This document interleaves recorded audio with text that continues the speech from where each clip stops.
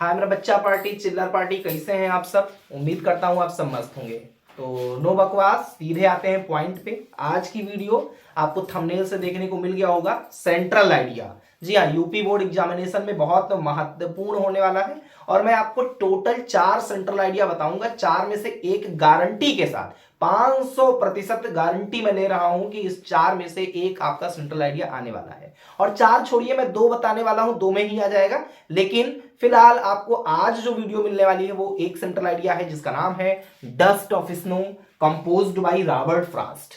और Robert Frost कहां के थे? अमेरिकन पोएट हैं। ठीक है दोस्तों, तो शुरू करते हैं आज की video. Central idea class 10th के लिए ये इंपॉर्टेंट है। यहां पे मैंने देखिए लिख भी दिया है कि जो पोएम है उसका नाम है डस्ट ऑफ स्नो और पेन नेम जो है वो है रॉबर्ट फ्रॉस्ट। और रॉबर्ट फ्रॉस्ट आपके अमेरिकन पोएट माने जाते हैं या है। यहां पे हम देख लेते हैं, अगर सेंट्रल आइडिया आपका आएगा तो आप क्या लिखोगे। In the poem dust of snow the poet wants to convey, जो कवि है रॉबर्ट फ्रॉस्ट वो कन्वे करना चाहता है, बताना चाहता है, दर्शाना चाहता है क्या चीज, दैट समटाइम्स स्मॉल हैपनिंग्स, कुछ छोटी छोटी जो घटनाएं होती हैं, एंड सर्टेन एक्शंस, और कुछ निश्चित कार्य जो आपके होते हैं, can have a larger significance, वो एक अत्यंत महत्वपूर्ण रोल, एक बड़ा महत्व वो रखती हैं। मतलब लार्जर सिग्निफिकेंस का मतलब है बड़ा महत्व। सर्टेन एक्शंस मतलब कुछ क्रियाएं, कुछ कार्य आपके बड़े महत्वपूर्ण हो सकते हैं, होते भी हैं। They can change the mood और लाइफ ऑफ ए पर्सन। ये सारी चीजें जो छोटी छोटी चीजें, जैसे आपने कछुआ और खरगोश की कहानी बचपन में जरूर पढ़ी होगी। कौन जीता था? कछुआ जीता। क्यों?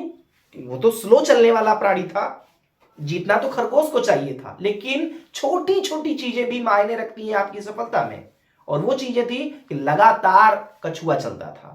खरगोश ने क्या किया था?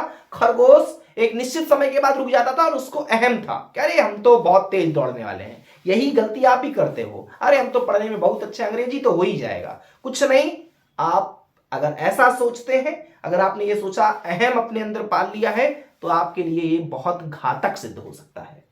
तो यहां पे जो कवि है वो ये बताना चाहते हैं कि कभी कभी जो छोटी छोटी घटनाएं होती हैं और कुछ क्रियाओं का बहुत बड़ा महत्व होता है। आप हिंदी में नीचे पढ़ सकते हैं, आगे लिखा हुआ है the way a crow shakes down the dust of snow.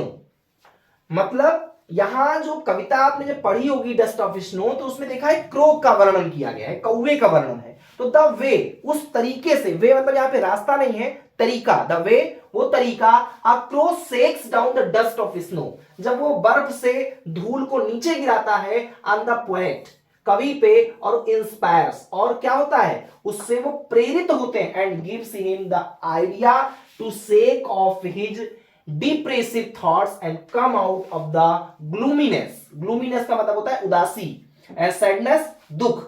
कहने का यहां पे तात्पर्य है कि जो कवि है, कवि के ऊपर जब एक कौवे ने बर्फ की धूल को गिराया, तो उन्होंने उससे इसको सीखा, और उन्होंने ये सोचा कि कुछ चीजें ऐसी होती हैं, अगर हम अपने पास से अलग कर दें तो हम अवसाद ग्रस्त से, उदासी से, दुख से अपने आप को अलग कर सकते हैं। दस its effect has saved his day, और इस तरीके से उनका जो दिन था वो क्या हुआ, effect has saved his day, जो प्रभाव पड़ा था, जो दुखी मन था रॉबर्ट फ्रॉस्ट नामक कवि, जो कि डस्ट ऑफ स्नो के कंपोजर हैं, पोएट हैं, उनका कहने का यहां पे टोटल तात्पर्य ये है कि छोटी छोटी घटनाएं बड़ा रोल निभाती हैं हमारे जीवन में। आप छोटी छोटी चीजों को अगर चाहो तो करके बड़ी सफलता की ओर अग्रसर हो सकते हो। तो यहां पे आपको हिंदी में भी बताया गया है, कविता में कवि ये बताना चाहता है कि कभी कभी छोटी छोटी घटनाएं और कुछ क्रियाओं का एक बहुत बड़ा महत्व होता है, या बड़ा महत्व हो सकता है। वे किसी व्यक्ति के मूड या जीवन को बदल सकते हैं। बताया ना कि जीवन को बदल सकते, छोटी घटनाएं आपके जीवन को बदल सकती हैं। जब कवि पर बर्फ की धूल उड़ती है, वह उसे प्रेरित करती है और उसे अपने अवसादग्रस्त विचारों से दूर हटने का विचार देती है। मीन्स जो एक दुखी मन था कवि का, जो अवसादग्रस्त मन था, जो उदासी थी, उसको दूर करने में यह विचार कहीं ना कहीं रॉबर्ट फ्रॉस्ट महोदय को प्रेरित करता है। और आगे वो कहते हैं जिससे वह ग्लानि, ग्लानि मतलब जो अपने आप में क्या होता है, कभी कभी होता है ना यार, अपने आप से हम दुखी हैं कि बड़ा मन मेरा ग्लानि कर रहा है। ग्लानि से तात्पर्य दोस्तों ये है कि जब आप खुद से दुखी हो, कुछ ऐसा आप कार्य करो, बाद में आप ही को दुख हो, तो आप कहते हो मुझे आत्मग्लानि हो रही है। आत्मग्लानि मतलब खुद पे अफसोस हो रहा है, यार मैंने ये काम किया, ये गंदा हरकत मैंने किया। तो यहां पर है जिससे वह ग्लानि और उदासी से बाहर आ जाता है।